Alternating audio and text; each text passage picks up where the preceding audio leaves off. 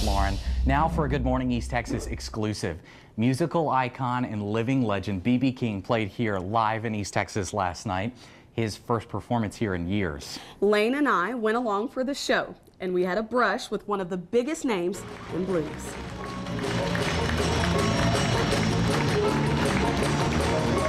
It's not every day one of the greatest musicians of the modern era performs in East Texas. Legend B.B. King, the blues king himself, drew hundreds into Tyler's Caldwell Auditorium. Fans knew it was magic from the moment he strapped on his guitar Lucille, an instrument that's a celebrity in itself. King's stage presence commands your attention from the very first riff.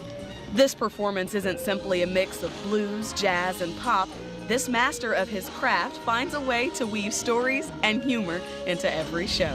I want you to look among you when I say, kiss somebody. King's song list exposed fans to a sampling of some of his most recognized and favorite hits. Everything from The Thrill Is Gone, his 1970 single that made Rolling Stone's list of the 500 greatest songs,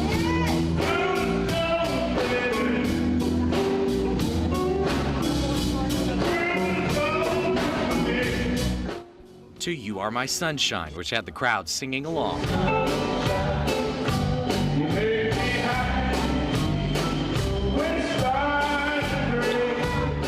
After an hour of smooth guitar, grooving bass slaps, and wailing trumpets, Lane and I headed backstage. It was our chance to put the King of Blues in the hot seat. Hello, Mr. King. I'm Dia. How do you do? Nice to meet you. Mr. King, I'm Lane Luckie. It's a pleasure to meet you. How are you? Just got off stage. How was everything? I had a good time. We could tell. This isn't BB's first time in East Texas. He told us his first visits to the area came when he was a little bit younger, in his 20s, and he's been back to perform several times. So what's it like? I mean, what was East Texas? How was the crowd for you? They was nice. Seemed like they enjoyed themselves, but I know I did. A lifelong musician, the 87-year-old has been playing since he was a teenager. I wanted to know what it's like knowing how many other musicians he's inspired in the last 7 decades. But I met by being 87, and you asked me what it's been like all these years, I can't tell you. And last but not least, we had to find out the story behind his trademark tuxedo jackets. Oh, very nice. Oh, Embroidered. especially for B.B. King. Well, I just told you. You did. You gave me And this. you've told everybody else. Just in case you're wondering, he says they're handmade in Japan, exclusively for the King of Blues.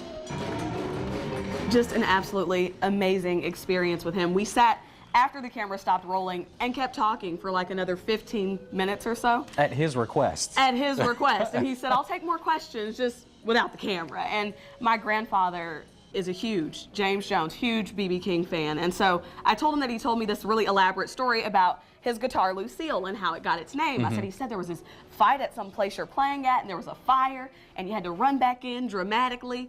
And the men who started the fight, it was over a woman named Lucille. And he looked at me and said, and you didn't believe it. I said, no, I didn't believe it. He said it was true.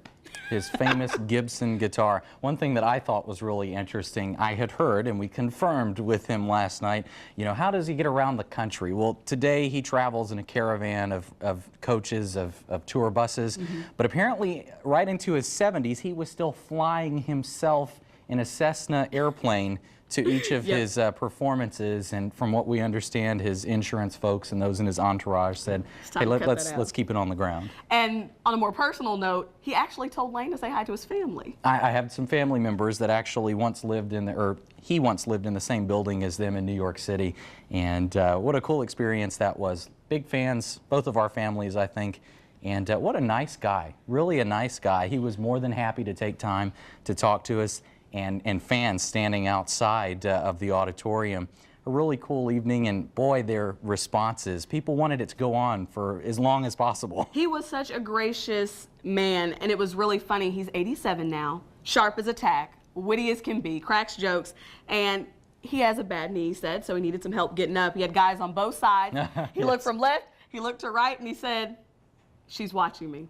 I'm going to go ahead and stand myself. And he stood up and left. So it was a great time, and we thank him so much. And what a gentleman he was. He tipped his hat to you. You saw that in the package whenever a lady entered. And really a cool experience. So for those of you that got out and enjoyed it, send us your pictures. See it, snap it, send it. We'll also have this story as well as more of the performance on our websites at KLTV and KTRE.com shortly. We'll be right back.